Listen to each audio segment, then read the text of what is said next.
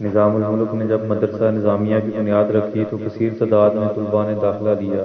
چند سال تو بہت علمی ماحول رہا، مگر آہستہ آہستہ طلباء کے دینی ذوق و شوق میں کمی آتی گئی۔ کسی نے نظام الملک سے شکایت کی کہ آپ طلباء کی سہولت کے لیے اتنی کثیر رقم خرچ کر رہے ہیں، مگر خاطر خواہ نتیجہ برآمد نہیں ہو رہا۔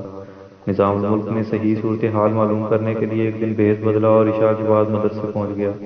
دیکھ کر کہ طلباء تکرار کے لیے 2 اور 3 کی ٹولیوں میں بیٹھے ہوئے ہیں، نظام الملک ان میں ایک طالب علم کے پاس گیا اور سلام کرنے کے بعد پوچھا کہ آپ یہاں کیا کر رہے ہیں؟ طالب علم نے کہا ہم علم حاصل کرنے آئے ہیں۔ پوچھا کس لیے علم حاصل کرنا چاہتے ہو؟ طالب علم نے کہا میرے والد بڑے مفتی ہیں، علم حاصل کرنے کے بعد ان کی جگہ سنبھالوں گا۔ نظام الملک نے دوسرے طالب علم سے پوچھا کہ آپ کیوں علم حاصل کرنا چاہتے ہیں؟ اس نے کہا میرے والد فلاں مسجد کے خطیب ہیں، میں علم حاصل کرنے کے بعد خطابت کا منصب سنبھال لوں گا۔ نظام الملک مختلف طلباء کے پاس جا جا کر یہی سوال پوچھتا رہا۔ ہر طالب علم کا یہی جواب تھا کہ علم حاصل کرنے سے ہمیں فلاں عہدہ ملے گا، عزت ملے گی اور لوگوں میں عزت و قدر کی نگاہ سے دیکھے جائیں گے۔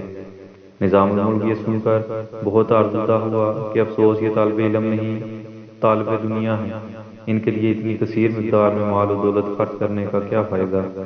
بہتر ہے کہ مدرسے کو بند کر دیا جائے اور یہی مال کسی دوسرے کار خیر میں صرف کر دیا جائے۔ انہی خیالات کا تانا بانا بنتے ہوئے نظام الملک مدرسے کے دروازے پر واپس پہنچا تو دیکھا کہ ایک طالب علم چراغ جلائے الگ تھلگ اپنی کتاب کا مطالعہ کرنے میں مشغول ہے۔ نظام الملک نے سوچا چلو اس سے بھی یہی پوچھتے چلیں۔ چنانچہ اس نے طالب علم کے پاس جا کر سلام کیا۔ طالب علم نے زبان سے سلام کا جواب تو دیا مگر آنکھ اٹھا کر بھی نہ دیکھا کہ یہ سلام کرنے والا کون ہے۔ نظام الملک بڑا حیران ہوا، پوچھا کہ میاں کیا بات ہے، ہماری طرف توجہ کیوں نہیں کرتے؟ کوئی تو بات کرو۔ طالب علم نے ٹکا سا جواب دیا کہ جناب میں یہاں آپ سے باتیں کرنے نہیں آیا۔ نظام الملک نے پوچھا کہ آخر یہاں کس مقصد کے لیے آئے ہو؟ طالب علم نے کہا میں اللہ تعالیٰ کو راضی کرنا چاہتا ہوں اور مجھے نہیں معلوم کہ میں کیسے کروں۔ یہ علم ان کتابوں میں موجود ہے، میں یہ علم حاصل کرنے کے لیے یہاں آیا ہوں۔ اب آپ کی مہربانی آپ خواہ سوالات پوچھ کر میرا وقت ضائع نہ کریں۔